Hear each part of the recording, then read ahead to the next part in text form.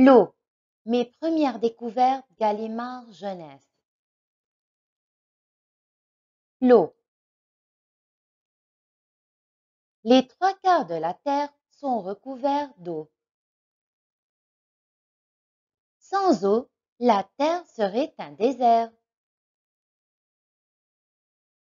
L'eau change parfois de forme, mais c'est toujours de l'eau. La vapeur, comme la buée, le brouillard et les nuages. L'eau liquide, celle que tu bois. L'eau solide, comme la glace, les glaçons et même la neige. Dans ce dessin, l'eau a des formes différentes. Les reconnais-tu? Le soleil chauffe la mer. L'eau s'évapore et forme les nuages. L'eau des nuages retombe, c'est la pluie. Au sommet des montagnes, l'air est très froid. Il ne pleut pas, il neige. Glacier, torrent, abreuvoir. L'eau redescend des montagnes en torrents qui deviennent des rivières, puis des fleuves.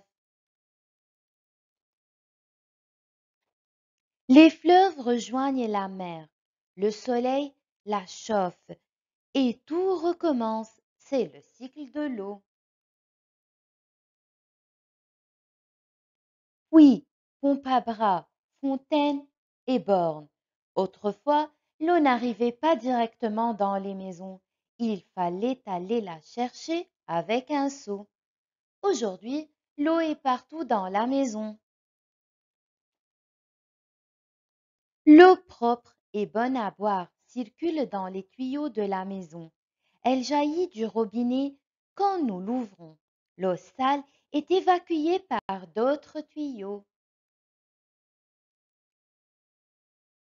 Pour faire des réserves d'eau, on a construit des châteaux d'eau à côté des villes et des barrages sur les rivières. Ces réservoirs sont aussi grands que des lacs. Les barrages servent aussi à fabriquer de l'électricité. Les plantes ont besoin d'eau pour pousser. Il faut les arroser. Pour arroser les immenses champs, on utilise des canons à eau. Comme les plantes, les hommes et les animaux contiennent beaucoup d'eau. L'eau est indispensable pour éteindre le feu. Voici un extincteur, on s'en sert en cas d'incendie. Le Canadair remplit son réservoir d'eau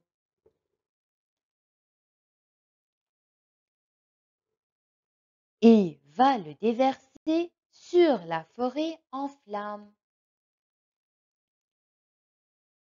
De nombreux sports se pratiquent sur l'eau.